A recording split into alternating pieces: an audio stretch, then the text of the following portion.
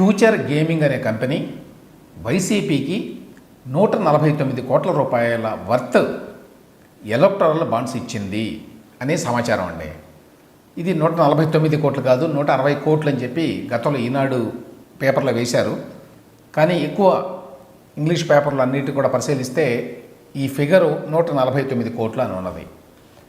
ఇక్కడ విశేషం ఏంటంటే ఫ్యూచర్ గేమింగ్ అనే కంపెనీకి వైసీపీకి ఉన్న సంబంధం ఏంటి, ఏ కారణం చేత ఫ్యూచర్ గేమింగ్ అనే కంపెనీ 149 కోట్లు, అది లార్జెస్ట్ అమౌంట్ అండి వైసీపీకి వచ్చినటువంటి ఎలక్ట్రల్ బాండ్స్లో, అంత అమౌంట్ ఎందుకు ఇచ్చింది?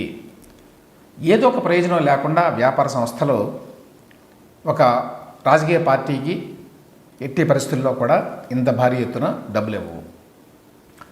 ఇక్కడ విచిత్రమైన విషయం ఏంటంటే ఫ్యూచర్ గేమింగ్ అనే కంపెనీ లాటరీ బిజినెస్లో ఉన్నది, క్యాసినోస్ బిజినెస్లో ఉన్నది. ఈ రెండూ కూడా ఆంధ్రప్రదేశ్లో లేవు. కాబట్టి వాళ్ళ వ్యాపారాలు ఏమీ ఆంధ్రప్రదేశ్లో లేనప్పుడు 149 కోట్ల రూపాయల వర్త బాండ్లు ఒక్క సంవత్సర కాలంలో 2020, 2021 మధ్యకాలంలో ఎందుకు ఇచ్చారు? ఈ ఫ్యూచర్ గేమింగ్ అనే కంపెనీ అధినేత పేరు శాంటియాగో మార్టిన్ అండి. ఈ శాంటియాగో మార్టిన్ తమిళనాడుకు చెందిన వ్యక్తి, కోయంబత్తూర్ బేస్డ్ అతను దేశంలో 13 రాష్ట్రాలలో లాటరీ బిజినెస్ చేస్తున్నాడు. లాటరీ కింగ్ అంటారు అతన్ని. దేశంలో 13 రాష్ట్రాల్లో మాత్రమే లాటరీ ఆపరేషన్కి అనుమతి ఉంది. కాబట్టి ఈ 13 రాష్ట్రాల్లో చేస్తున్నాడు. అందులో అతను మరి బోల్డంత డబ్బులు సంపాదిస్తూ ఉండవచ్చు. ఎందుకంటే మొత్తం అన్ని కంపెనీల కంటే ఎక్కువ ఎలక్ట్రల్ బాండ్స్ కొన్నది ఈ శాంటియాగో మార్టిన్. ఎంత కొన్నాడంటే 1366 కోట్ల రూపాయల వర్త్ కొన్నాడు. అతనే నంబర్ 1. ఆ తర్వాత నంబర్ 2 మేఘా ఇంజనీరింగ్. సో అంత కొని బీజేపీకి, ఇతర పార్టీలకి అందరికీ ఇచ్చాడు అనుకోండి. కానీ వైసీపీకి ఎందుకు ఇచ్చాడు, ఏ రకమైన ప్రయోజనాన్ని ఆశించి ఇచ్చాడు అనేది చాలా ఆసక్తికరమైన అంశం. దానికి సమాధానం చెప్పబోతున్నాను నేను. ఏమిటి ఆ సమాధానం అంటే, ఫ్యూచర్ గేమింగ్ శాంటియాగో మార్టిన్తో పరిచయం ఏర్పడిన తర్వాత వైసీపీలో ఉన్నటువంటి పెద్దలకి అతను ఆంధ్రప్రదేశ్లో లాటరీలను ప్రవేశపెట్టాలి అనే ప్రపోజలు, క్యాసినోస్ని ప్రవేశపెట్టాలి అనే ప్రపోజల్ని వాళ్ళకి చెప్పి తద్వారా మీకు చాలా ఆదాయం వస్తుంది అని కన్విన్స్ చేశాడండి.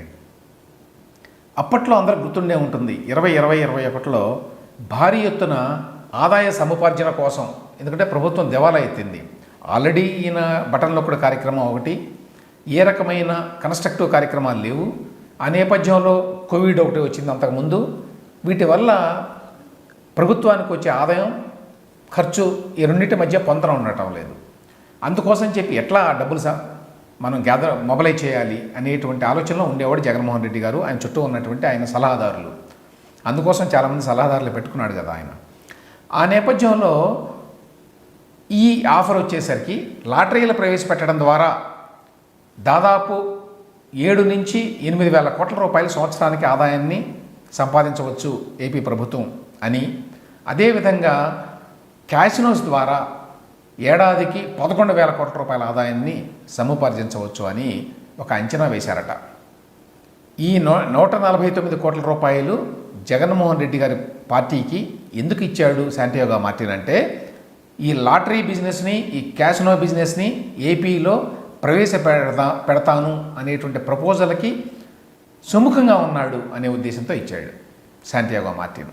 అయితే ఏం జరిగింది అందరికీ గుర్తుండే ఉంటుందండి. 2020, 2021 ప్రాంతంలో ఈ లాటరీలతో పాటు విశాఖపట్నంలో ఆఫ్ ద కోస్ట్ అంటే కొంచెం లోపల అన్నమాట, సముద్ర జలాల్లో క్యాసినోస్ మేము ఏర్పాటు చేస్తాము అని చెప్పి ఒక ప్రపోజల్ పెట్టారు.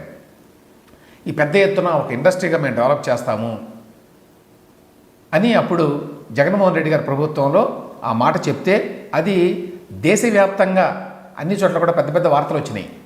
విశాఖపట్నంలో ఆఫ్ కోస్ట్ కొన్ని పెట్టబోతున్నారు క్యాసినోస్, ఆ ప్రపోజల్ని పరిశీలిస్తూ ఉంది ఆంధ్రప్రదేశ్ ప్రభుత్వం అని.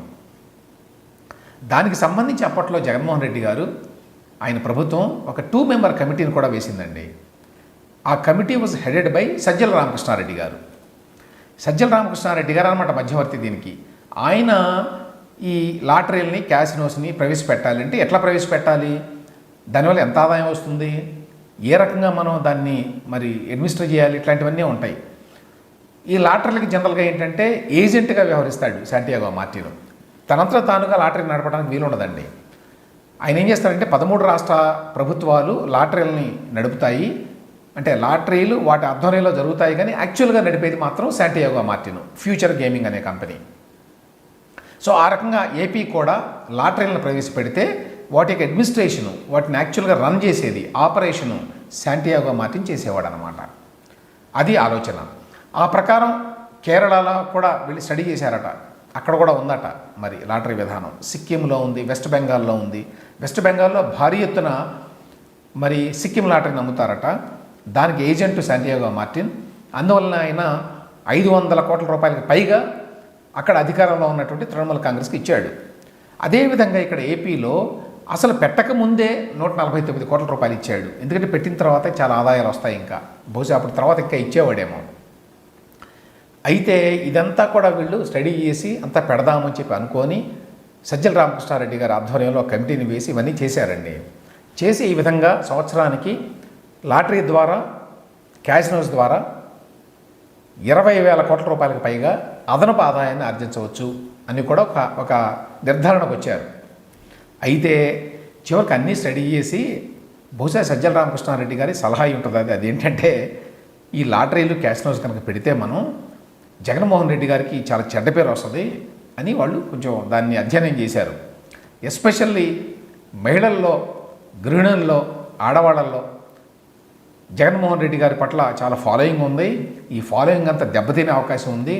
దీనివల్ల మనకి ముందు ముందు చాలా సమస్యలు వస్తాయి రాజకీయంగా. కాబట్టి ఆదాయం చాలా అవసరమైన లాటరీస్ అలాగే క్యాసినోస్ పెడదామని ఎంతో కోరిక ఉన్నా కూడా బలవంతంగా అణుచుకోవాల్సి వచ్చింది చివరికి. ఎందుకంటే వీళ్ళు ఆ నిర్ధారణకు వచ్చారు, ఇది కనుక పెడితే రాజకీయంగా మనకు ముప్పు, మనకు చాలా సమస్య అవుతుంది వచ్చే ఎలక్షన్లో అని. ఆ విధంగా లాటరీలు, క్యాసినోస్ ఏపీకి రాలేదండి. చివరికి నిర్ణయం తీసుకోలేదు. కానీ ఈ నిర్ణయం తీసుకుంటారు అనే ఉద్దేశంతోనే Santiago Martin of future gaming, ఆ కంపెనీ, ఆయన 149 కోట్ల రూపాయలు ఏ రకమైన కారణం లేకుండా ఇచ్చాడు. ఎందుకంటే లాటరీలో ఉన్న చోట్ల, క్యాసినోలో ఉన్న చోట్ల ఇట్లా చందా ఇస్తే అర్థం చేసుకోవచ్చు. ఏపీలో లేకపోయినా కూడా ఎందుకు ఇచ్చాడు అని చెప్పి గతంలో చాలామందికి అర్థం కాలేదు.